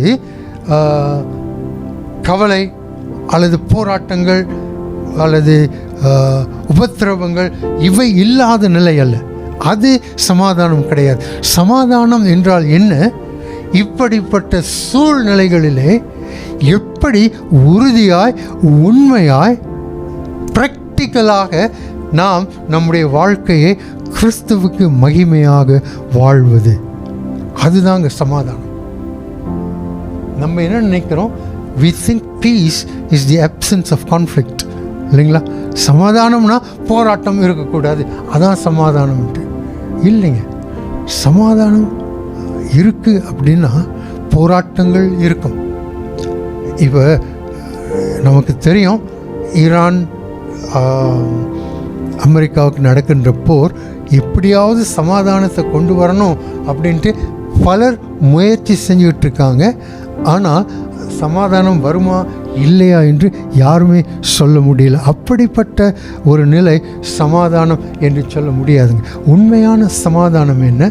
இந்த கவலை, துன்பம், போராட்டம், உபத்திரவம் இதன் மத்தியிலே நிலையாய், உறுதியாய், அதை சரியான முறையில் கையாண்டு வாழ்வதுதான் சமாதானம். இது மக்கள் நினைப்பதற்கு எதிர்மாறாக இருக்கலாம். போராட்டம் இருக்கக்கூடாது, அதான் சமாதானம். நீங்கள் என்ன சொல்கிறது வேறு மாதிரி இருக்கு. ஐயா, இந்த உலகத்தில் மனுஷன் வாழ்கிற வரைக்கும் இந்த கவலை, போராட்டம், அப்புறம் உபத்திரவம் இருக்குமா இருக்காதுங்களா? இருக்கும். Because we are human. நம்ம எல்லாருமே மனுஷர்கள். ஆகவே அப்படிப்பட்ட சூழ்நிலையில் 4 காரியங்களை பார்த்து நாம் முடித்து விடுவோம். முதலாவது, எப்படி இந்த பயம் என்பதை நாம் மேற்கொள்ள முடியும், எப்படி அதை கையாள முடியும். முதலாவது, ஆண்டவர் யார் என்பதை அறிந்து அவரை விசுவாசிப்பது, அவரை நம்புவது. knowing God and trusting Him. தமிழில் எப்படி எழுதியிருக்கு இங்கேருந்து எனக்கு தெரியலைங்க, வாசிச்சிருங்க தமிழில். அப்படி என்றால் பயத்தை நாம் எவ்வாறு கையாள்வது? பயத்தின் நம்பர் 1, நெக்ஸ்ட் லைன். தேவனை அறிவதும் அவரை நம்புவதும், தேவனை பற்றி அறியாமல் இருப்பது. வேதாகமத்தை 8 முறை வாசித்த மனிதன். நீதிமொழிகள் 29-25. சரிங்க. knowing God and trusting Him. ஆண்டவரை அறிந்து கொள்ளுதல். ஆண்டவரை அறிந்து கொள்வது என்பது சத்தியத்தை அறிந்து கொள்வது மட்டுமல்ல, அந்த சத்தியம் நம்முடைய வாழ்க்கையிலே அனுபவமாக மாறி இருக்க வேண்டும். Truth translated into experience, not knowing about God. அது தமிழில் வேறு மாதிரி இருக்குது இல்லைங்களா? ஆண்டவரை அறியாமல் இருப்பதுன்ட்டு இல்லைங்க, அது இல்லை. ஆண்டவரை குறித்து அறிந்திருப்பது அல்லைங்க, ஆண்டவரை குறித்து எல்லாருமே நிறைய பேர் அறிஞ்சிருக்காங்க. இப்போ மகாத்மா காந்தி எடுத்துக்கிட்டிங்கன்னா அவரை கேட்டாங்க, நீங்கள் அவருடைய போதனைகளை இவ்வளோ நம்புறீங்களே, அவர் மேலே இவ்வளோ மரியாதை வச்சுருக்கீங்களே, ஏன் நீங்கள் அவருடைய சீஷனாக மாறக்கூடாது என்று கேட்டாங்க. அவர் என்ன சொன்னார் தெரியுங்களா? ஒரு உண்மையான கிறிஸ்தவனை எனக்கு காண்பீங்க, நான் இயேசுவை பின்பற்ற ஆரம்பிச்சிடுறேன். அவருக்கும் இயேசுவை பற்றி தெரியும், தெரியாமல் இல்லை, நல்லா தெரியும் அவருக்கு. ஆனால் அவர் இயேசுவை பின்பற்றவே இல்லை. ஆகவே இயேசுவை பற்றி அறிந்து கொண்டால் மட்டும் போதாது, இயேசுவை அறிந்து கொண்டிருக்க வேண்டும். யார் இந்த இயேசு? அதாங்க இயேசு தம்முடைய சீஷர்களை கேட்டார் இல்லைங்களா? உலகத்தார், அதாவது இந்த நாட்டில் நான் யார் என்று சொல்லுகிறார்கள் என்று கேட்டார். சீஷர்கள் என்ன சொன்னாங்க? நீர் தீர்க்கதரிசி என்று சொல்லுகிறார்கள். பிறகு அவர்களை பார்த்து இயேசு கேட்டார் இல்லைங்களா, நீங்கள் நான் யார் என்று சொல்லுகிறீர்கள்? அதற்கு பேதுரு என்ன சொன்னாங்க? நீர் மேசியா, தேவனுடைய குமாரன். நீர் மேசியா அல்லது இரட்சகர், எங்களை மீட்க வந்தவர், தேவனுடைய குமாரன். அப்படின்றால் இயேசுவை தனிப்பட்ட முறையில், சத்தியத்தை மட்டுமில்லைங்க, அந்த சத்தியம் வாழ்க்கையிலே அனுபவமாக மாறியிருக்கும் ஒரு ஒரு ஒரு ஒரு நிலை, அனுபவ ரீதியிலான ஒரு நம்பிக்கை. ஒரு மனுஷன் அவருக்கு அவர் பாஸ்டர்கிட்ட போய், பாஸ்டர் நான் 8 முறை பைபிளை கரைச்சி குடிச்சிட்டேன் அப்படின்னு சொன்னாருங்க. இங்கே யாராவது 8 முறை பைபிள் வாசிச்சிருக்கீங்களா? முழு பைபிளும் யாராவது வாசிச்சிருக்கீங்களா? Very good. ஒருத்தர் 2 பேர் இருப்பீங்க. இந்த மனுஷன் அந்த பாஸ்டர்கிட்ட போய் சொன்னார், நான் 8 முறை பைபிளை கரைச்சி குடிச்சிட்டேன் அப்படின்ட்டு. அந்த பாஸ்டருக்கு இவரை பற்றி நல்லா தெரியும். அப்போ அவர் சொன்னார், அந்த பாஸ்டர், பிரதர் நீங்கள் பெரிய ஒரு சாதனையை படைச்சிட்டீங்க, வெரி குட் என்று சொல்லிவிட்டு அந்த பாஸ்டர் அந்த பிரதர்கிட்ட கேட்டார், பிரதர் நீங்கள் பைபிளை 8 முறை கரைச்சி குடிச்சிட்டேன்னு சொல்கிறீங்க, ஆனால் என்னுடைய கேள்வி, பைபிள் ஒரு முறையாவது உங்களை கரைச்சிருக்கா? விளங்குதுங்களா? I've gone through the Bible 8 times, the man said. The pastor asked him, has the Bible gone through you at least once? ஒரு முறையாவது. அப்படி என்றால் பைபிளில் போதிக்கப்பட்டிருக்கும் காரியங்கள் உன்னுடைய வாழ்க்கையிலே செயல்முறையாக நீ அனுபவித்து அதை செயல்படுத்தி கொண்டிருக்கிறாயா? So knowing God and trusting him. Trust பண்ணுறதுனா, அவரை நம்புறதுனா வெறும் விசுவாசம் மட்டும் இல்லைங்க, அவர் என்ன சொல்லி இருக்கிறாரோ அதை செயல்படுத்துவது. இப்போ பேதுருவை எடுத்துக்கங்களேன். முதல்ல பார்த்தோம் இல்லைங்களா, இயேசுவை பேதுரு நம்பினாரா இல்லைங்களா? அந்த கடலில் நடந்து வந்தது நம்பினதுனால்தான் அவர் கடலில் நடந்து வந்தார். அவர் இந்த நடந்து வந்தது அவருடைய ட்ரஸ்ட், அவர் மேலே வச்சிருந்த நம்பிக்கை, விசுவாசம் ஒன்று, நம்பிக்கை, அதனால தான் நடந்து வந்தார். அந்த மாதிரி ஆண்டவர் யார் என்பதை தெரிந்திருக்க வேண்டும். அவரை பற்றி இல்லை, அவரை பற்றி நிறைய பேருக்கு தெரியும், சாத்தானுக்கும் தெரியும் இல்லைங்களா? சாத்தானுக்கும் அவர் நல்லா தெரியும் அவர் யாருன்ட்டு. ஆனால் சாத்தான் அவருக்கு கீழ்ப்படுகிறானா? நிச்சயமாக இல்லை. ஆகவே நாம் ஆண்டவர் யார் என்பதை அறிந்து கொள்ள வேண்டும். அடிப்படையாக, உறுதியாய், நிச்சயமாய் அவரை பற்றி இல்லை, அவரை அறிந்திருக்க வேண்டும் அனுபவ ரீதியில். சரிங்களா? இந்த வசனங்களை எல்லாம் நீங்கள் வாசிச்சுக்கோங்க. 2 தீமோத்தேயு 1:12 வாசிங்க. டக்குன்னு எடுத்து வாசிச்சிருங்க, வெயிட் பண்ண வேணாம்.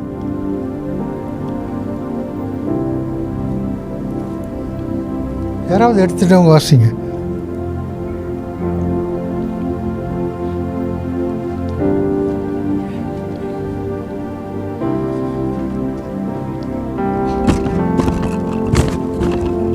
எவ்ரிபடி. புருஷன் மேல் அதிகாரம் செலுத்தவும் ஸ்திரீயாளவனுக்கு நான் உத்தரவு கொடுக்கிறதில்லை. அவள் அமைதலாய் இருக்க வேண்டும். சாரிங்க, 2 Timothy 1:12. 2 தீமோத்தேயுவா சார்? 2 தீமோத்தி 1:12. 1:12.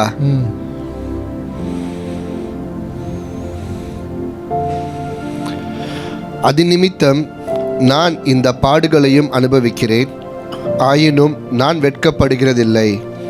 ஏனென்றால் நான் விசுவாசித்திருக்கிறவர் இன்னார் என்று அறிவேன். நான் அவரிடத்தில் ஒப்பு கொடுத்ததை அவர் அந்நாள் வரைக்கும் காத்துக்கொள்ள வல்லவராய் இருக்கிறார் என்று நிச்சயித்திருக்கிறேன். சில வார்த்தைகளை பார்த்தீங்களா? மறுபடியும் ஒரு தடவை வாசிச்சிருங்க ப்ளீஸ். அது நிமித்தம் நான் இந்த பாடுகளையும் அனுபவிக்கிறேன், பாடுகளை அனுபவிக்கிறேன், ஆயினும் நான் வெட்கப்படுகிறதில்லை. ஏனென்றால் நான் விசுவாசித்திருக்கிறவர் இன்னார் என்று அறிவேன். நான் விசுவாசித்திருக்கிறவைகள் என்று சொல்ல என்ன சொல்றாரு? நான் விசுவாசித்திருக்கிறவர் இன்னவர் என்று அறிந்திருக்கிறேன். So faith is a person. அப்புறங்க, நான் அவரிடத்தில் ஒப்பு கொடுத்ததை அவர் அந்நாள் வரைக்கும் காத்துக்கொள்ள வல்லவராய் இருக்கிறார் என்று நிச்சயித்திருக்கிறேன். ஓகே, நான் விசுவாசித்திருக்கிறது எதுவோ அவரிடத்தில் அதை ஒப்புவித்திருக்கிறேன். அதை அந்நாள் வரை, அவர் திரும்பி வரும் நாள் வரை அதை காத்து கொள்வார் என்ற நிச்சயம் எனக்கு இருக்கிறது. இந்த வசனங்கள் எல்லாம் தயவுசெய்து நீங்கள் வீட்டில் போய் வாசித்து பாருங்கள். ஏன்னா இவைகளெல்லாம் நம்முடைய விசுவாசத்தை, நம்பிக்கையை உறுதிப்படுத்துகின்ற சத்தியங்கள். வாசித்து பாருங்கள், சரிங்களா? அப்புறம் ஏசாயா 41:13 இப்படிப்பட்ட ஒரு சத்தியம் அடங்கி இருக்கிறது. அதாவது கரம் பிடித்து நம்மை வழி நடத்துகிறவர். உன்னை பேர் சொல்லி அழைத்திருக்கிறேன். பேர் சொல்லி, இந்த பெயர் சொல்லி அழைத்திருக்கிற ஒரு உறவு எதை காண்பிக்கிறதுங்க? இப்போ நீங்கள் ஒருத்தரை பெயர் சொல்லி அழைச்சிங்கன்னா உங்களுக்கும் அவருக்கும் எப்படிப்பட்ட உறவு இருக்கிறதுன்ட்டு தெரியுது. ரொம்ப நெருக்கமான, லேஸில் பிரிக்க முடியாத ஒரு உறவு. அதைத்தான் வேத வசனம் நமக்கு உணர்த்துகிறது. நான் உன்னை பெயர் சொல்லி அழைத்திருக்கிறேன், பெயர் சொல்லி அழைத்திருக்கிறேன் அப்படின்றா இந்த நெருக்கமான, யாரும் பிரிக்க முடியாத ஒரு உறவுக்குள்ளாக நீ என்னோடு இருக்கிறாய். அதாங்க நான் அடிக்கடி சொல்லுவேன், யாராக இருந்தாலும் ஆண்டவர் நம்மை அழைத்து நம்மை கரம் பிடித்து வழி நடத்துகிறார்னு சொல்லுவோம் இல்லைங்களா? எப்படி கரம் பிடித்து வழி நடத்துவார்? கொஞ்சம் வரீங்களா பிரதர்? வாங்க. சரி, நீங்கள் கையை பிடிச்சிங்க, என் கையை பிடிச்சிங்க. சரி, இப்படி கரம் பிடித்து வழி நடத்துகிற ஒரு முறை இருக்குது இல்லைங்களா? இருக்கா இல்லைங்களா? சில பெற்றோர் அவங்க பிள்ளைங்களை இப்படி தான் பிடிச்சு நடக்க கூட்டு போவாங்க. என்ன ஆகும் சில சமயத்தில்? எதனால? அதான் என்ன ஆச்சுன்னா கை விட்டுருவாங்க. ஒன்று பிடிவாதான், இன்னொன்று இல்லை ஏதாவது இடிச்சிருச்சுன்னா உடனே கை விடுபட்டுரும். ஆனால் ஆண்டவர் என்ன சொல்லுவார்? உன்னை கரம் பிடித்து நடத்துகிறேன். எப்படி? நோ, அவர் நம்முடைய கரத்தை பிடித்திருக்கிறார். இப்படி கரம் பிடிக்கப்பட்டிருக்கிறதுனாலே நமக்கு பாதையில் ஏதாவது வேறு கல் அதெல்லாம் இருக்குமா? இருக்காதுங்களா? கண்டிப்பாக இருக்கும். அப்படியே நீங்கள் இடித்தாலும் இந்த பிடி நம்மை விட்டு நீங்காது. இதுதாங்க ஆண்டவர் நம்மை பிடித்து வழி நடத்துகிறது. சரி, ரெண்டாவது நம்முடைய தேவைகள் சந்திக்கப்படுமா என்பதை குறித்த ஒரு பயம். அதனால தான் ஆண்டவர் இந்த தேவைகள்லாம் உங்களுக்கு முக்கியம் இல்லை அப்படின்னு சொன்னாருங்களா? எதை உடுத்துவேன், எதை உண்ணுவேன் என்று சொல்லி நீங்கள் அதெல்லாம் நினைக்கக்கூடாது அப்படின்னு சொன்னாருங்களா?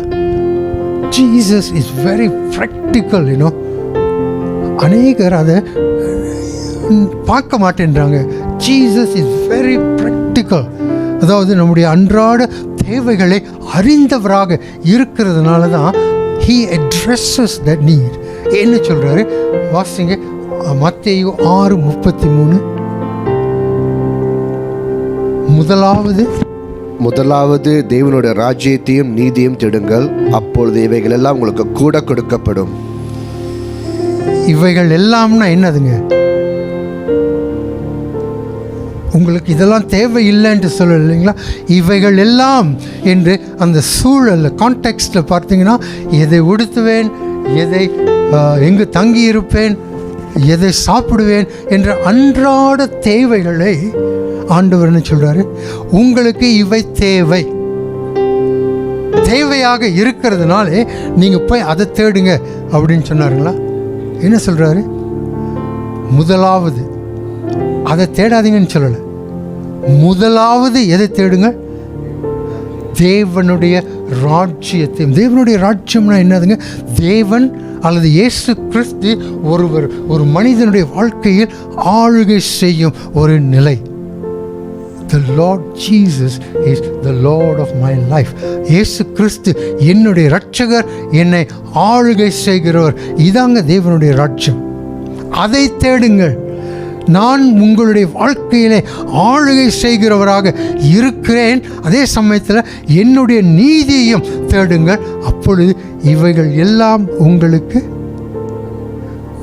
ரொம்ப பேர் என்ன நினச்சிடுறாங்க, கூட கொடுக்கப்படணும்னா அதிகமாக கொடுக்கப்படும் அப்படின்ட்டு. இல்லைங்க, கூட அதிகமானு சொல்ல. என்ன சொல்கிறாரு? நீங்கள் இதை செய்யும் பொழுது என்னுடைய ராஜ்யத்தையும் என்னுடைய நீதியையும் நீங்கள் தேடும் பொழுது இவைகளெல்லாம் அதோடு கூட உங்களுக்கு கொடுக்கப்படும். இவைகளெல்லாம் உங்களுக்கு குறைவுபடாது. Jesus is very, very conscious about our needs. நம்முடைய தேவைகளை குறித்து மிகவும் அக்கறை உள்ளவராக அவர் இருக்கிறார். சரிங்க, மூன்றாவது, நம்முடைய ஆண்டவர் என்ன வாக்கு தத்தம் கொடுத்திருக்கிறாரோ அவைகளை கோரி பெற்றுக்கொள்வதன் மூலம் நாம் வாழ்வது. ஆண்டவர் என்னென்ன வாக்கு தத்தங்கள் எல்லாம் நமக்கு கொடுத்திருக்கின்றாரோ அவைகள் மீது உரிமை பாராட்டி அவைகள் என்ன சொல்லுகிறதோ அதன்படி வாழ்வது. Submitting ourselves to the promises of God by claiming them. என்ன வாக்கு தத்தம் ஆண்டவர் கொடுத்திருக்கிறாரோ அதை நாம் உரிமை பாராட்ட வேண்டும். நீ பயப்படாதே, கலங்காதே, நான் உன் தேவன், நான் உன்னை கைவிடுவதில்லை, உன்னை விட்டு விலகுவதும் இல்லை. யார் இடத்துல சொன்னார் ஆண்டவர்? வேதத்தில் யோசுவாவின் இடத்திலே சொன்னார். அன்றைக்கு யோசுவாவின் இடத்திலே அதை சொன்ன ஆண்டவர் இன்றைக்கு யார் இடத்துல சொல்கிறாருங்க? உங்கள் பேரை சொல்லிங்க, சரிங்களா? உங்கள் பேரை சொல்லிங்க. நான் உன் தேவன், உன்னை கைவிடுவதும் இல்லை, உன்னை விட்டு விலகுவதும் இல்லை என்று ஆண்டவர் ஜேக்கப் டேவிடிடம் சொல்லுகிறார். Claim that promise. அந்த சத்தியத்தை குறித்து உரிமை பாராட்டுங்கள். இது எனக்குரியது, கர்த்தர் எனக்கு கொடுத்தது. ஏனென்றால் இந்த சத்தியத்தில், இந்த வாக்கு தத்தத்தில் நம்முடைய நம்பிக்கையை நாம் வைக்கும் பொழுது ஆண்டவரின் பெயரிலே நாம் நம்பிக்கை வைக்கிறோம். ஆகவே அதன்படி நாம் வாழவும் நம்மால் முடியும்.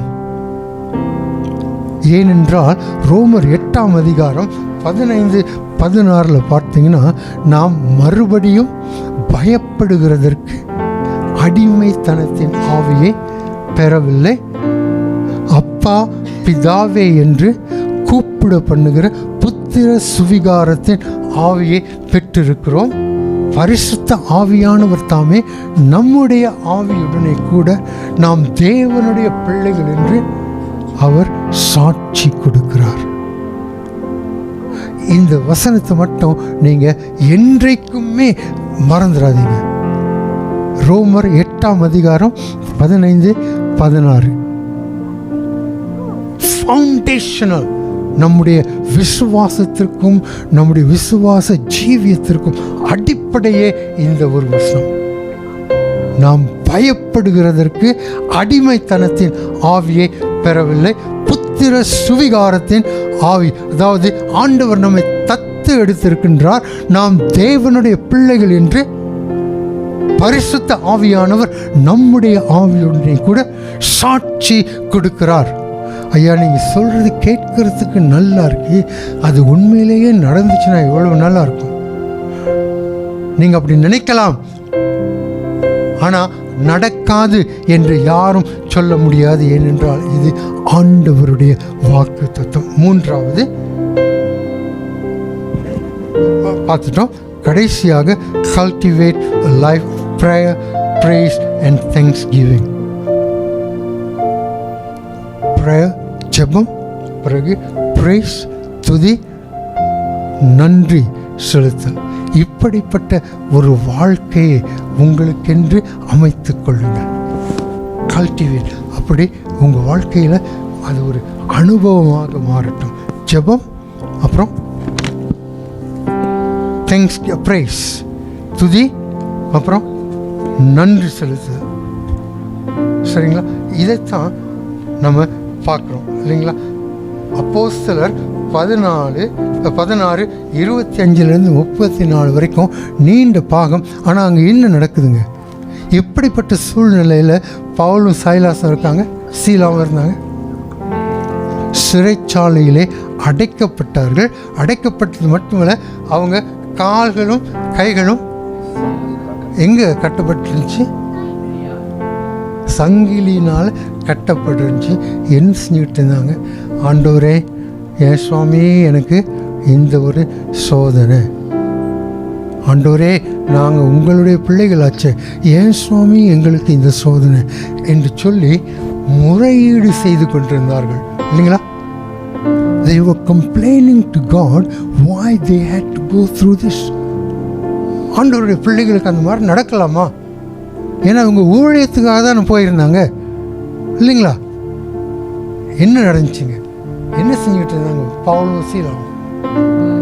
தேவனை துதித்து பாடிக்கொண்டிருந்தார்கள், ஜெபித்து கொண்டிருந்தார்கள். எப்பங்க? டியூஎம்சியில் 10 மணிக்கு காலையில் ஆராதனைக்கு வந்து நல்ல வசதியாக உட்கார்ந்து கொண்டிருக்கும் பொழுது இல்லைங்களா? இல்லைங்க, மிட் நைட்டில் பாருங்கள். அது மிட் நைட்டு எப்படிப்பட்ட சூழ்நிலையில், சங்கிலியினால் கைகளும் கால்களும் கட்டப்பட்டிருக்கும் சூழ்நிலையிலே ஆண்டவரை துதித்து பாடினார்கள், ஜெபித்து கொண்டிருந்தார்கள். அப்படிப்பட்ட ஒரு வாழ்க்கையிலே, அதனால் நீங்கள் ஜெயிலுக்கு போகணுன்ட்டு நான் சொல்லலை, ஜெயிலில் போய் இந்த மாதிரி பாடுங்க நான் சொல்ல வரல. ஆனால் சூழ்நிலை அப்படிப்பட்டதாக இருந்தாலும் கூட நம்முடைய வாழ்க்கையிலே ஜெபிக்கிறதும் துதிக்கிறதும் ஆண்டவருக்கு நன்றி சொல்லுகிறதுமான ஒரு பக்குவம் நமக்குள் நாம் ஏற்படுத்தி கொள்வோமானால் நம்முடைய வாழ்க்கை நீக்கப்பட்ட வெற்றிகரமான ஒரு வாழ்க்கையாக இருக்கும். இது ஒவ்வொரு கிறிஸ்தவருக்கும் உண்டான பெரிய சாக்கியம்ங்க. ஆண்டவர் இதை நமக்கு கொடுக்க விரும்புகிறார். பெற்றுக்கொள்வோம், அனுபவிப்போம், செயல்படுத்துவோம். ஹல்லேலூயா, கர்த்தருக்கு ஸ்தோத்திரம். சரி, சில வசனங்கள் இங்கே நான் கொடுத்துருக்கேன். ஸோ இதை நம்ம பார்ப்போம். சரி, முடிவாக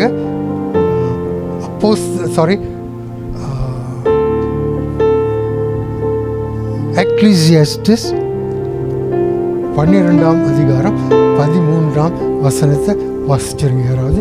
பிரசங்கி 12:13. காரியத்தின் கடைத்தொகையை கேட்போமாக. ஓகே, காரியத்தின் கடைத்தொகையை கேட்போமாக. என்ன காரியம்? இவ்வளவு நேரம் நம்ம பார்த்துக்கிட்டு இருந்தோம் இல்லைங்களா? அதனுடைய முடிவு, அதனுடைய உண்மை என்ன என்பதை இப்பொழுது பார்ப்போம். தேவனுக்கு பயந்து அவர் கற்பனைகளை கைக்கொள். எல்லா மனுஷர் மேலும் விழுந்த கடமை இதுவே. ஓகே, தேவனுக்கு பயப்பட வேண்டும், அவருக்கு கீழ்ப்படிய வேண்டும். ஒவ்வொரு மனுஷனுக்கும் இதுதான் உண்மையான உள்ளான கடமை. தேவனுக்கு பயப்பட வேண்டும். ப்ராவர்ப்ஸ், பிரசங்கி 9ஆம் அதிகாரத்திலையும் சொல்லப்பட்டிருக்கீங்களா?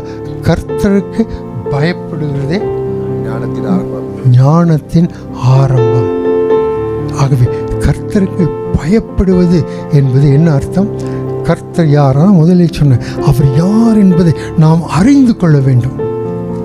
அறிந்து கொண்டு அது நம்முடைய வாழ்க்கையிலே நாம் சொந்தமாக்கி கொள்ள வேண்டும். கர்த்தரை குறித்த காரியம் அல்ல, கர்த்தர் யார் என்பதை நாம் நன்றாக அறிந்து அனுபவித்திருக்கும் பொழுது என்ன நமக்கு ஆரம்பிக்குதுங்களா? ஞானம். ஆகவே நாம் ஞானத்தில் பெருக ஆரம்பிப்போம். ஞானத்தில் நாம் பெருக பெருக நம்முடைய வாழ்க்கையிலே நாம் செய்யும் காரியங்கள் ஞானத்தை அடிப்படையாக கொண்ட காரியங்கள் தேவனை மகிமைப்படுத்துகின்ற காரியங்களாக இருக்கும். அதன் பலன் நாம் ஆசீர்வதிக்கப்படுவோம். வீட்டில் போயிட்டு ரோமர் 8ஆம் அதிகாரம் 28 37 வரைக்கும் வாசித்து பாருங்கள். வாசித்து தியானிங்க. ஏனென்றால் கர்த்தராகிய இயேசு கிறிஸ்துவுக்குள் நாம் எப்படிப்பட்டவர்கள், எதை பெற்றிருக்கிறோம், நம்முடைய ஆசீர்வாதம் என்ன, யாரும் இதை எந்த சூழ்நிலையிலும் நம்மை விட்டு இதை பிரிக்க முடியாது, பயம் உட்பட என்பதை மிகவும் தெளிவாக பவுல் இந்த பகுதியில் சொல்லியிருக்கிறார்.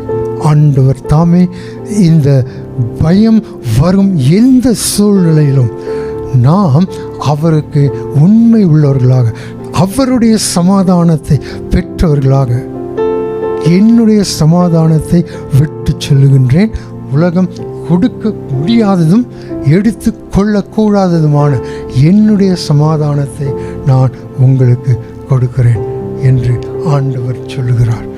அப்படியே அந்த சமாதானத்தில் பெற்றவர்களாக நாம் தொடர்ந்து வாழ்வோம்.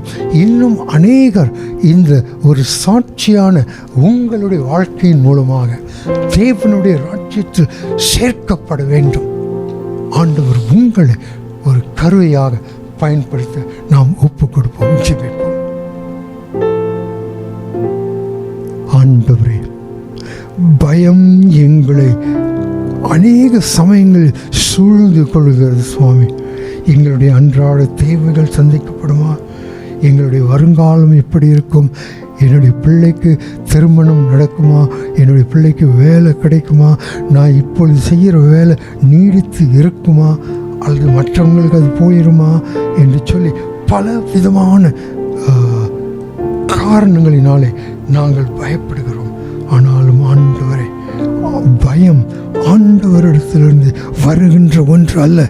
நான் பயப்படுகிறதற்கு அடிமைத்தனத்தின் ஆவியை பெறவில்லை. அப்பா பிதாவே என்று கூப்பிட பண்ணுகிற புத்திர சுவிகாரத்தின் ஆவியை பெற்றிருக்கிறதுனாலே சுவாமி, இந்த உரிமையிலே, இந்த உறவிலே நிலைத்திருக்க, பயத்தை மேற்கொள்ள எங்கள் ஒவ்வொருவரையும் நீர் வழி நடத்தும். உமக்கு மகிமையாக நாங்கள் ஆசீர்வதிக்கப்பட்டவர்களாக ஜீவிக்க கர்த்தாவே எங்களை பண்படுத்தும், எங்களை பயன்படுத்தும். துதி, கனம், மகிமை எல்லாவற்றையும் உமக்கே செலுத்துகின்றோம். இயேசுவின் நாமத்தில் ஜெபிக்கிறோம் பிதாவே. ஆமென்.